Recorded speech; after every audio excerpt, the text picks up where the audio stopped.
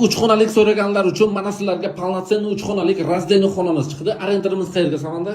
8 ana metropoliten tersidagi dom, yo'l ustidagi dom. Yo'l ustidagi dom 5 qavatli binoning 3-qavatda joylashgan birinchi xonani ko'rsatamiz. Keling. Katalar uchun spalni qilsangiz ham bo'ladi, bolalar uchun spalni. Har bitta xonasiga trezasi alohida bor, har bitta xonasiga batareyasi ham bor. Batareya bor. Yangi remont qilgan, hali hech kim yashamagan, krashinli eshiklar va dahshat. Bu ikkinchisi zal bo'ladi. Va shu dahshat kattagina zakritli balkon, batareyasi bor, mana bu zakritli balkoni ham bor. Gap bo'lishi mumkin emas. Endi 3-xonani ko'rsatamiz. Ko'plar mana bu 3-xonasi bo'ladi. Buni zal qilsangiz ham bo'ladi. Televizor zona, batareya bor, trezasi bor, mana lyustrani ashi dahshatidan qilgan. Kladovkasi ham bormi bu xonamizga? Kladovka bor. Alohida garderob shkaf qilsangiz ham bo'ladi. Ana endi alohida bitta kuxnini ko'rsatamiz. Kuxnisi alohida bo'lsin deganlar uchun gap bo'lishi mumkin emas. Bitta stralkani joyini qoldirib ketgan. Rakveni, gaz plita, mana shu oynasi ham bor, vitishka ham bor.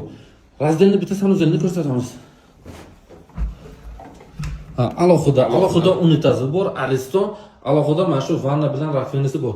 Kimga mana shu agar xonamiz qiziq bo'lsa, narxi 63 ming, yana ozgina savdosi ham bor. Yangi remont qilgan, hali hech kim o'tirmagan. Kimga qiziq bo'lsa, pastdagi nomerlarga aloqa qiling.